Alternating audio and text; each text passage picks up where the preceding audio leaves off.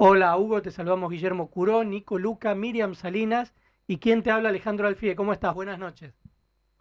Buenas noches, equipo. ¿Cómo van ustedes? Me gusta saludarlos. Bueno, gracias, el gusto es nuestro y te agradecemos que nos hayas atendido, sobre todo en esta semana que venís teniendo numerosos ataques por haber revelado el plan de inteligencia de la CIDE. Y te queríamos preguntar, bueno, ¿cómo fue lo que te pasó? ¿Cómo tuviste que reaccionar frente a estos ataques? Pues te diría que metí los dedos en el enchufe. Lo que pasó fue que domingo pasado revelamos la existencia de un documento secreto, que es el Plan de Inteligencia Nacional, que entreabre la puerta por su ambigüedad, laxitud y por algunas lagunas, entreabre la puerta a el espionaje de políticos opositores, de analistas económicos, de periodistas y a partir de allí se desató la tormenta. ¿Por qué? Porque el gobierno emitió un comunicado, por un lado admitiendo la existencia del documento, pero por otro lado como planteando que yo estaba interpretando de un modo sesgado el documento. Yo ratifiqué lo publicado y lo que planteé fue, si no es así, publiquen esas partes. Y a partir de ahí se desató la tormenta, hubo 10 intentos de hackeo de mi cuenta de WhatsApp. Como no pudieron, fueron por mi correo electrónico, no pudieron, fueron por mi cuenta de la red social X, como no pudieron, siguieron a la siguiente fase, que fue registrarme con mi nombre en páginas de traders financieros, páginas comerciales, páginas pornográficas, que parece un chiste, pero no lo es, porque si dentro de un mes suben con mi nombre un video de un pederasta, podría tener un problema. Claro, quedás vos ahí Y luego, enganchado. como exacto, y luego cuando continué con las publicaciones, porque el martes publiqué, revelamos la existencia de una directiva que también abre la puerta a desarrollar tareas de inteligencia sobre movimientos sociales, por ejemplo. Hubo una nueva oleada de intentos de hackeo y de suscripciones, por ejemplo, o registros en distintas páginas que hay que suscribirse y pagar dentro de 6 meses, con lo cual puedo terminar en el veraz dentro de 6 meses. En definitiva, hice todo este raconto y radiqué la denuncia penal. Ahora, ¿y cuál fue la respuesta del gobierno ante estos ataques que vos sufriste? La primera respuesta oficial del vocero de la presidencia fue: ese es un problema de Halconada. Ajá. Después el mismo vocero, como se dio cuenta que estaba planteando poco feliz su comentario, como retrocedió y corrigió el comentario. En definitiva, más allá de mí, ¿no? Alejandro, vamos a lo importante, porque yo, gracias a Dios, tengo una posición, si se quiere, privilegiada, Ujú. porque tengo redes de contención y escudos protectores por las cuales tengo equipos de abogados del Diario La Nación, equipos informáticos del Diario La Nación, el apoyo del País de España, de ADEPA, de FOPEA, de la CIP, del Centro para la Protección de Periodistas, de la Fundación Gabo y tanto más, pero yo soy un privilegiado. El punto aquí es, muchos de nuestros colegas que trabajan en medios más pequeños, o que trabajan en soledad, o que trabajan a 20 kilómetros de la ciudad de Buenos Aires, pueden sentirse desprotegidos perfectamente y con toda lógica pueden decir: yo no estoy en condición de aguantar ese mismo vendaval, y eso los lleve entonces a restringir sus publicaciones, sus opiniones, caer en la autocensura y eso ir a una merma de la libertad de prensa. Y si querés vamos un paso final y con esto cierro el comentario. Y salgamos de nuestro propio Sí. ámbito. Esto mismo lo hemos vivenciado con Ricardo Darín.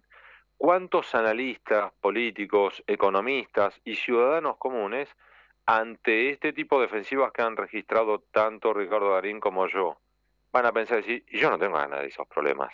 Yo no tengo ganas que salga Gordodán a criticarme o un intento de hackeo. Y que lo lleve entonces también a restringir sus opiniones, y entonces estaremos ante una merma de la libertad de expresión. Bueno, yo conozco muchísimos colegas, por ejemplo, que ya no participan de los debates en la red social X, justamente para no recibir estos ataques, hostigamientos, etcétera, que te dicen, no, yo ahí antes participaba, pero ya no, porque los ataques son insostenibles para mí. Es que, a ver, demos un paso adicional, Alejandro. Ujú. Próxima vez que un movilero o movilera enganche a un señor o una señora sacando un tarro de mermelada de una góndola de un supermercado y le diga, ¿qué le parecen los precios? Y si ese señor o señora piensa en lo que vivió Ricardo Darín, dice, yo no tengo ganas de esos problemas y vuelve a guardar el tarro de mermelada, ¿o no?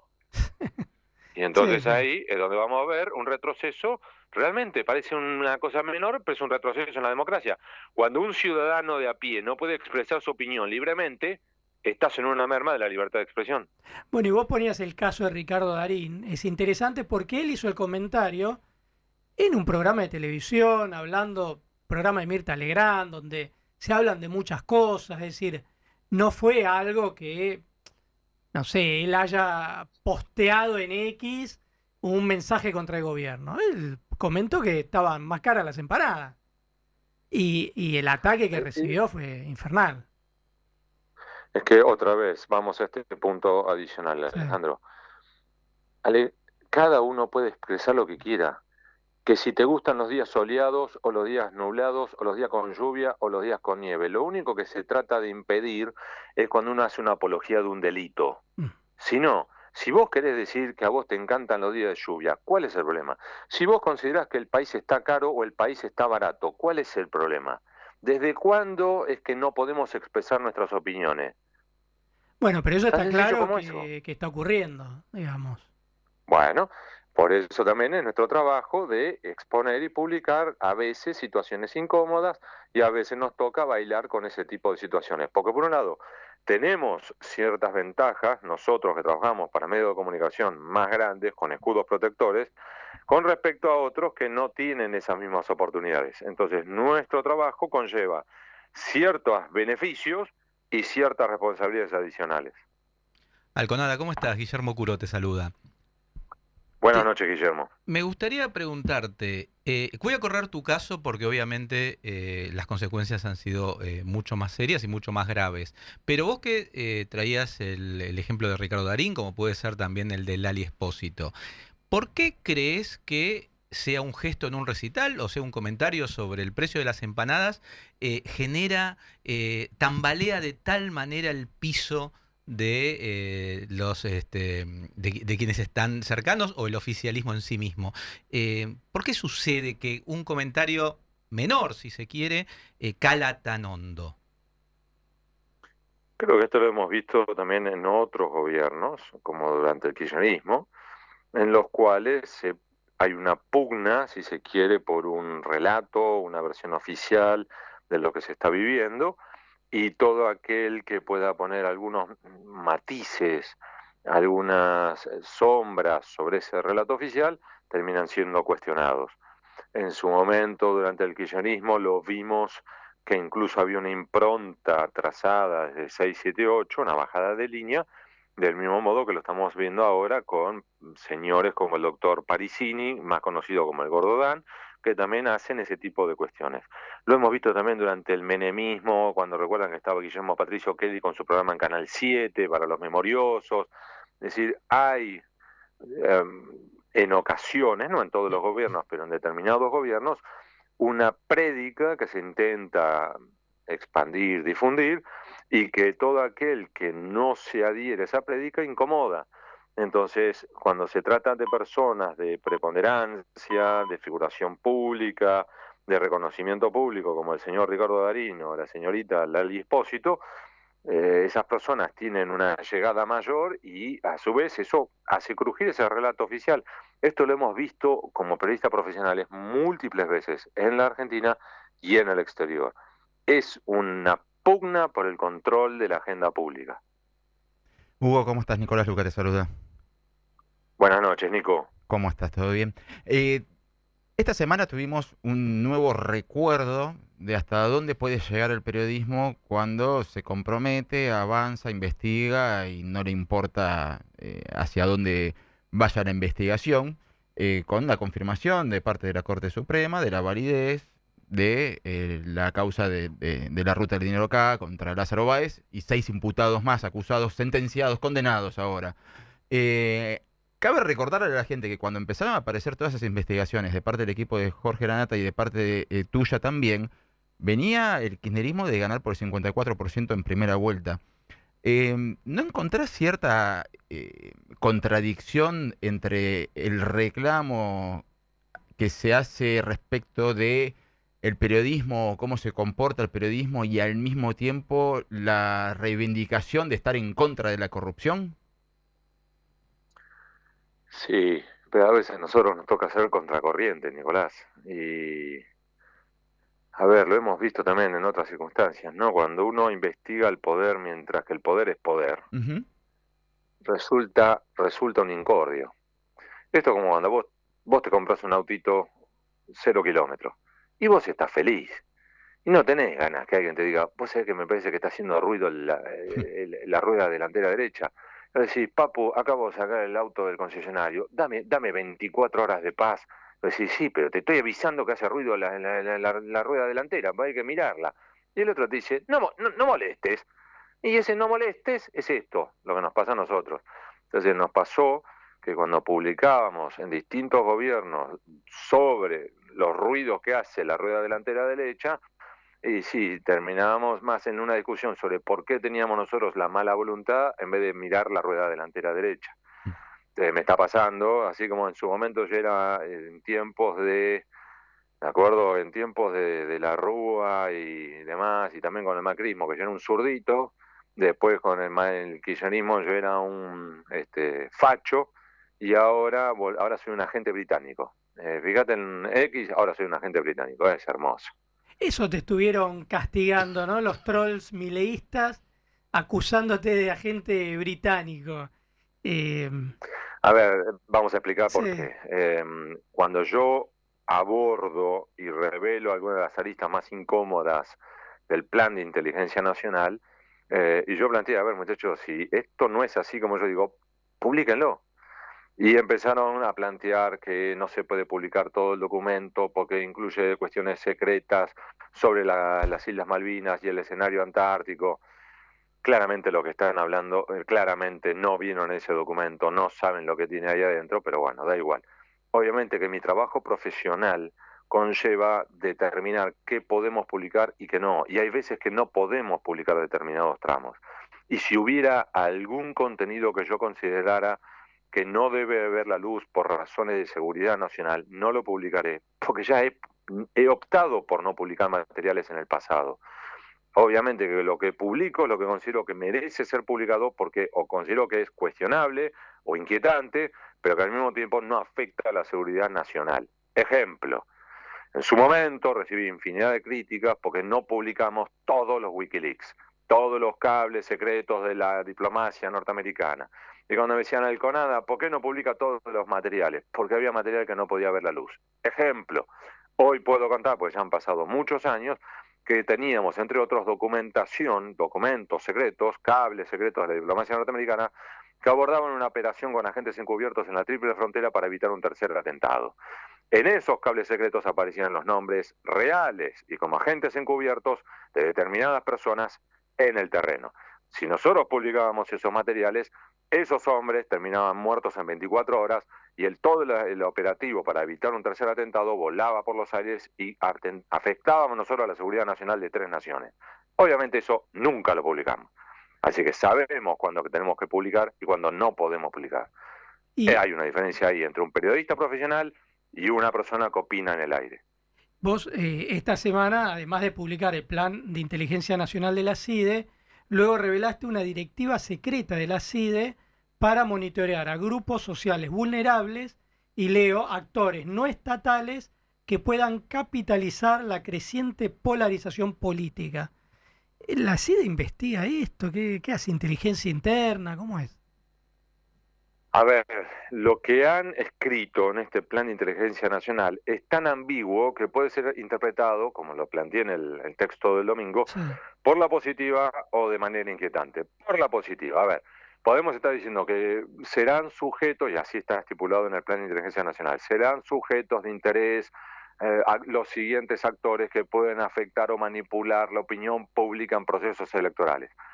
Visto de la manera benévola, es que está tratando la CIDE de identificar si hay potencias extranjeras como Rusia, que trata de influir en las elecciones argentinas como ya lo ha hecho en Francia, Estados Unidos o Rumania. Ujú. Eso es por la positiva. Ahora, de manera inquietante, te está abordando también que todo aquel analista político que pueda expresar su opinión y plantear algunas dudas sobre una estrategia del gobierno en periodos electorales puede ser considerado un objeto de interés. Del mismo modo que, por ejemplo, te habla que será sujeto de interés todo aquel actor que pueda cuestionar las políticas económicas del gobierno. Vamos por la positiva. Que puede que esté como sujeto de interés el American Task Force Argentina, que era el equipo de holdouts que alrededor del mundo trataba de impedir que la Argentina volviera a los mercados internacionales para colocar títulos de la deuda soberana, porque estaban en plena negociación por el canje. O puede ser interpretado como todos aquellos economistas que no están de acuerdo con el plan económico, que cuestionan al plan de Luis Caputo y de Javier Milei, y que Javier Milei define como los econochantas. Ejemplo, Carlos Melconian.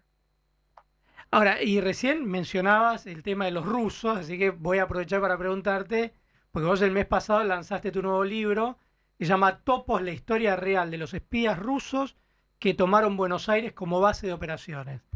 Y mencionabas, bueno, algo de los rusos. ¿Qué hacían acá los rusos, los espías rusos, ¿no? Que vos investigaste en tu libro? Pues acá estaban construyendo lo que se llama la leyenda. Suena raro, ¿no? Sí. A ver, vamos a explicarlo así. Vos tenés dos tipos de espías, los legales e ilegales. Y vos Sí. ayúdame a decir, Hugo, ¿cómo legales? No hay ningún espía que sea legal. No, a ver, vamos a explicarlo de este modo. Los espías legales son aquellos que salen al extranjero con sus verdaderos nombres, sus verdaderas nacionalidades y muchas veces, la mayoría de las veces, con pasaporte diplomático. Por ejemplo, Ujú. el agregado cultural, el agregado de prensa, agregado comercial. Entonces, lo máximo que puede hacerle al país anfitrión, si lo agarran offside, es expulsarlo de la nación. ¿Sí? Sí. Por el contrario, el espía ilegal es aquel que viene con otra identidad, con otra nacionalidad, sin cobertura diplomática, y si lo enganchan en offside, va preso. Y vos me decís, pero ¿para qué sirven? ¿Por qué? Y te voy a dar un ejemplo concreto. Si vos sos israelí, ¿podés ir a Irán? Yo no. No.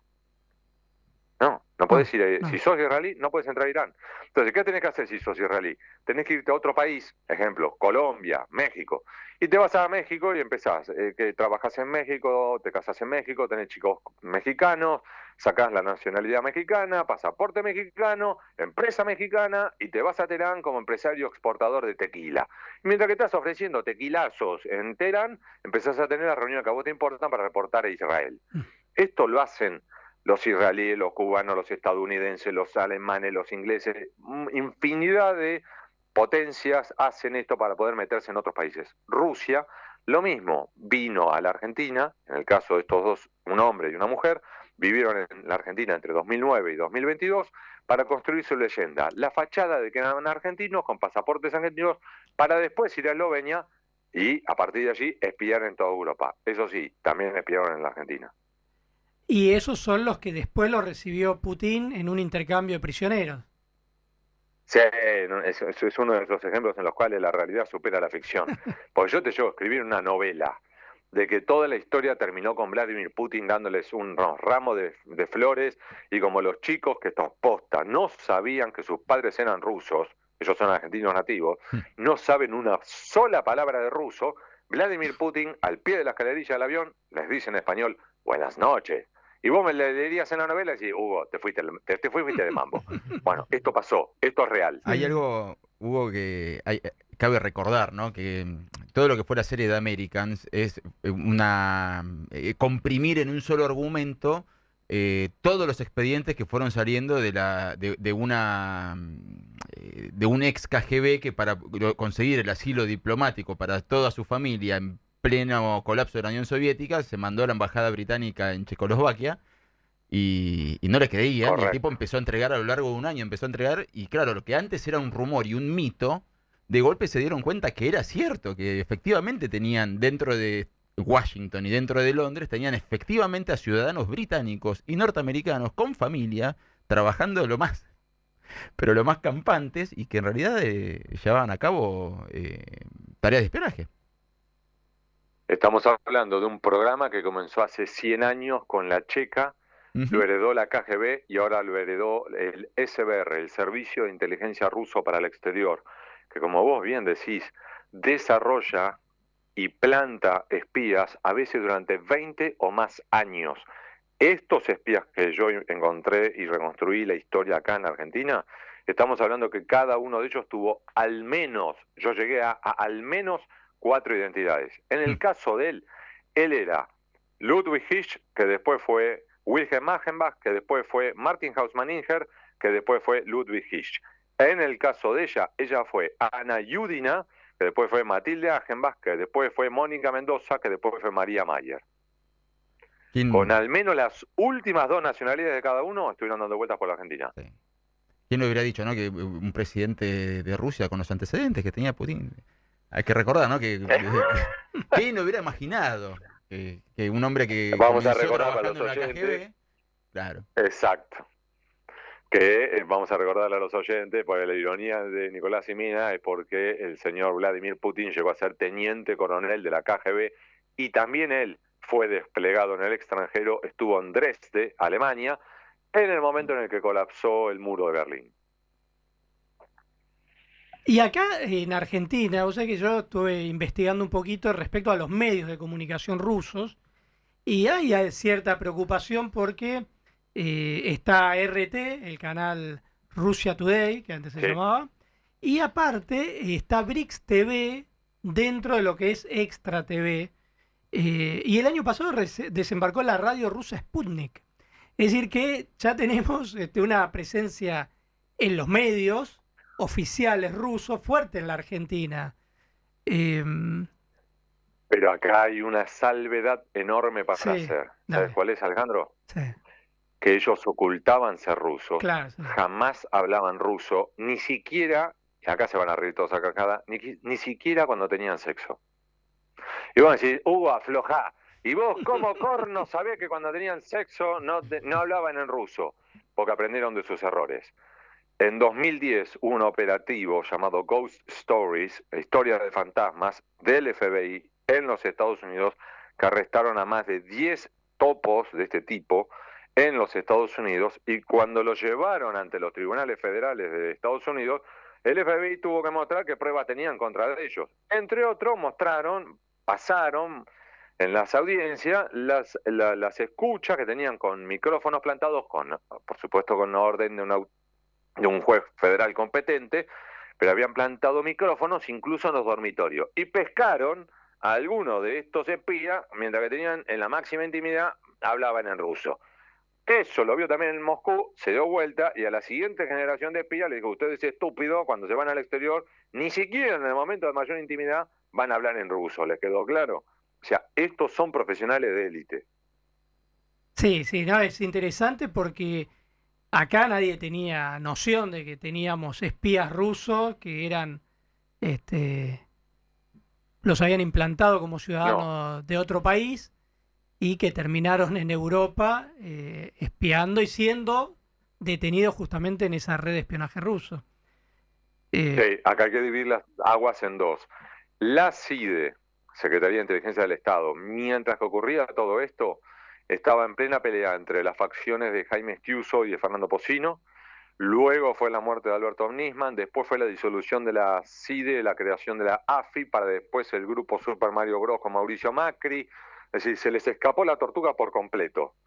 Y dicho eso, cuando ya fueron arrestados en Europa, allí la que reacciona muy bien es la Dirección de Inteligencia Criminal del Ministerio de Seguridad, que hace una investigación, aporta material valioso a Europa, y ¿sabes qué? Terminaron siendo condecorados algunos funcionarios argentinos. Ajá. Pero claro, como todo es secreto, no se puede decir ni qué condecoración ni quiénes fueron. Pero sé que ocurrió porque sé los nombres. Yo te mencionaba esto de los canales de televisión porque el dueño de uno de los canales es justamente un abogado vinculado a los servicios de inteligencia, que además dicen que estaría en pareja con una diputada libertaria. Entonces, bueno, es raro.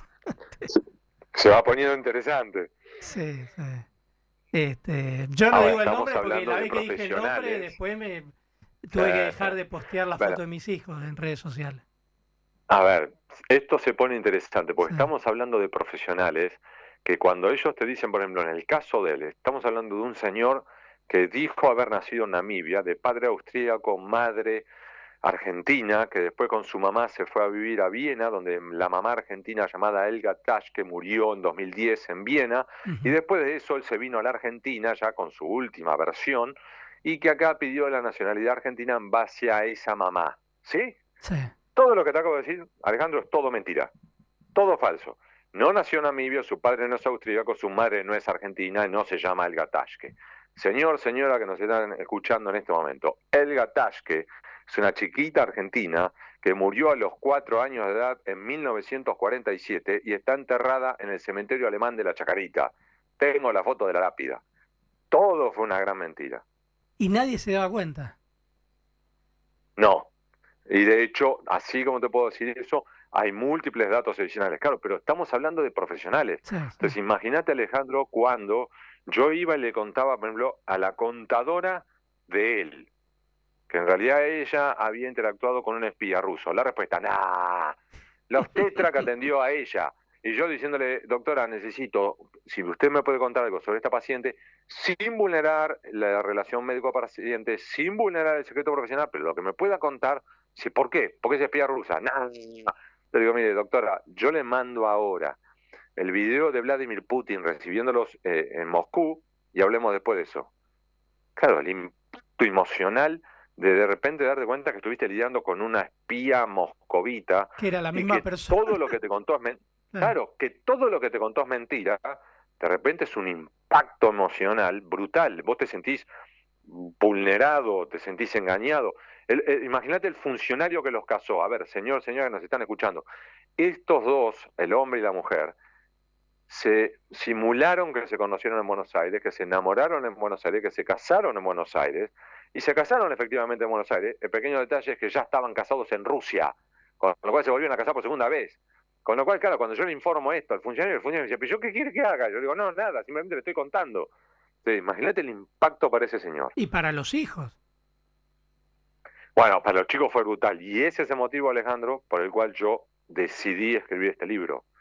Lo mismo, a ver, para los oyentes. Estamos hablando de un espía hombre y una espía mujer que vinieron en 2009, que simularon todo lo que hablé antes de la fachada.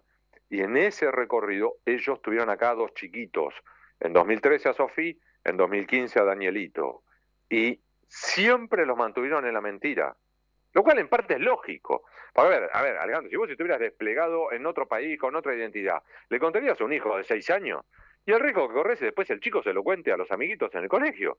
Y todo tu trabajo de 20 años vuela por los aires.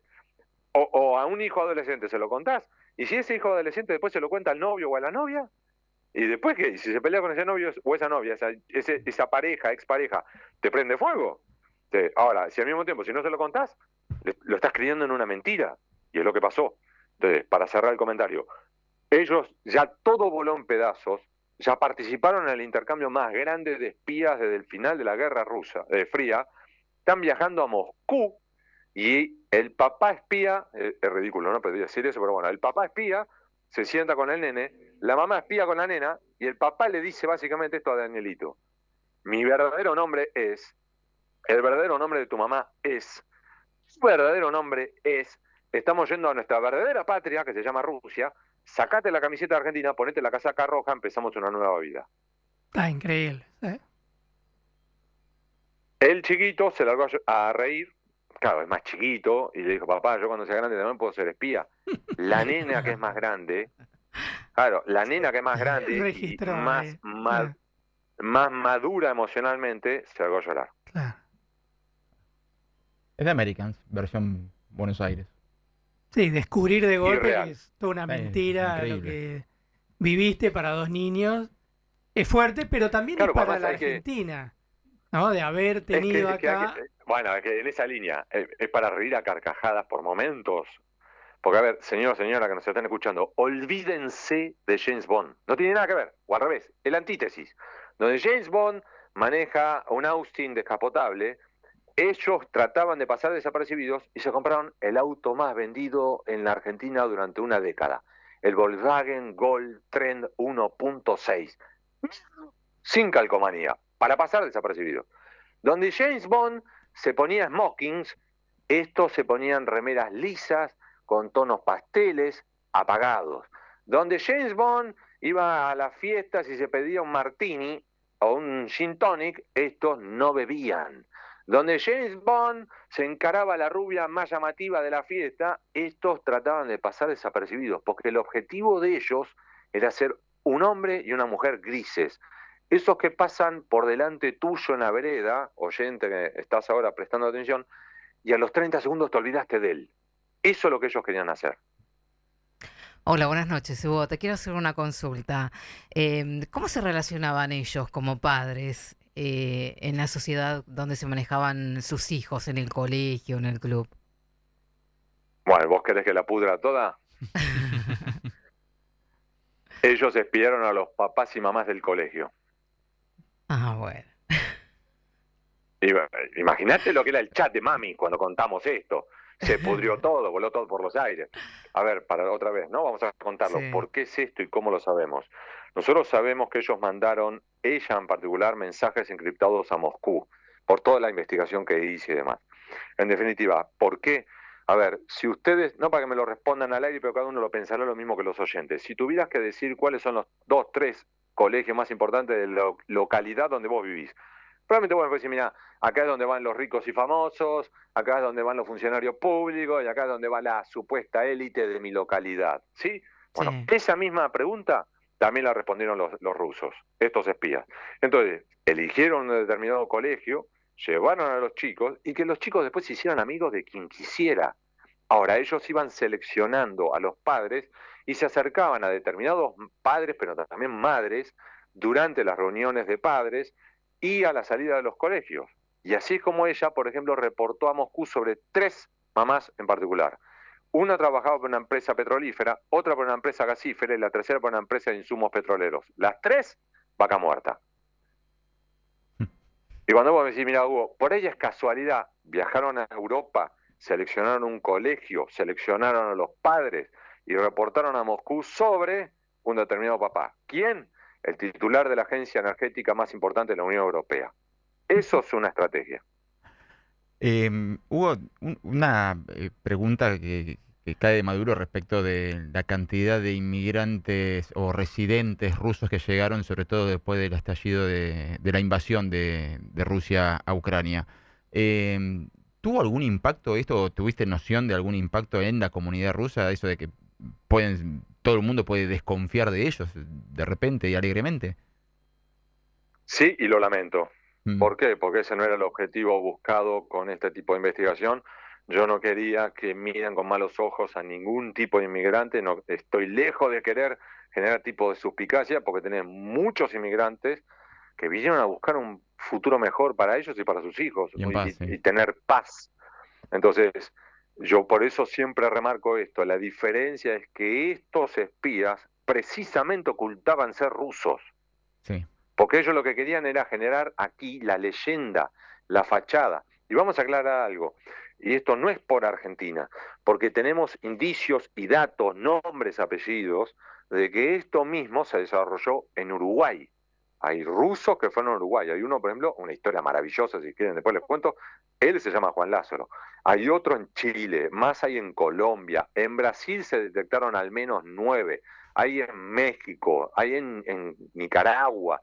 Es decir, esto es un plan que lleva 100 años, insisto, esto es una estrategia a largo plazo de Rusia, no es un capricho de alguien o de un gobierno puntual. El desarrollar a este tipo de profesionales conlleva años. ¿Por qué? Porque vos tenés que entrenarlos para que si vos tenés que un señor que te dice, como este, que en teoría nació en Namibia y se crió en Austria, ese hombre, cuando viene a la Argentina, cuando dice, Ludwig, ¿y vos dónde naciste? No, en tal lugar. ¿Y dónde viviste? No, viví en Austria. Más vale que te sepa responder todo de Austria como alguien que nació en Austria. ¿Por qué? Pues supongamos, Nico, que vos interactuaras con él. Y vos le dijiste, mira, vos sos de Austria. ¿Vos sabés que estoy yendo la semana que viene a Viena? ¿Tenés algún bar para recomendarme? ¿Qué lugares me recomendás visitar? ¿Cuál es el equipo favorito? ¿Cuál es el mejor chiste si yo quiero romper el hielo con una mujer austríaca? Más vale que te responda. Mm. Porque si no está en condiciones de responderte, vos automáticamente empezás a sospechar diciendo, este muchacho no es de Austria. Entonces, para que tengan una idea, esto es real, ¿eh? Sabemos de, por ejemplo, otro espía ruso esto me lo contaba un diplomático, que se entrenó como supuesto argentino y como supuesto argentino se había hecho hincha de Racing. Se sabía las formaciones de Racing de los años 60. Porque si sos hincha de Estudiante como yo, Estudiante de La Plata, más vale que sepa quién es Subeldía, quién es Pachamé, quién es Bilardo, quién es Verón, quién es la brujita y quién es la bruja. No te puedes confundir la bruja con la brujita. Porque si no, cualquier otro te agarra y dice, vos no sos de Argentina, vos no sos pincha rata. Bueno, Hugo, estamos llegando al final. Acá tenemos a mi productor que hace 15 minutos que me estaba pidiendo que redondeemos. Y no les prestamos atención porque estamos chochos con la entrevista. Sí. Pero bueno, tenemos que Muy cerrarla, tenemos que interesante. cerrarla de alguna manera porque estamos atrasados con la tanda. No, de acá la verdad Ha que sido un placer conversar con ustedes. igualmente y felicitaciones también por el trabajo que haces, que marcas un camino para todos los periodistas. Les agradezco por eso, por esas palabras. Que tengan ustedes una buena noche. Abrazo grande y muchas gracias. Abrazo grande y muchas gracias. Abrazo grande y muchas gracias. Abrazo grande y muchas gracias. Abrazo grande.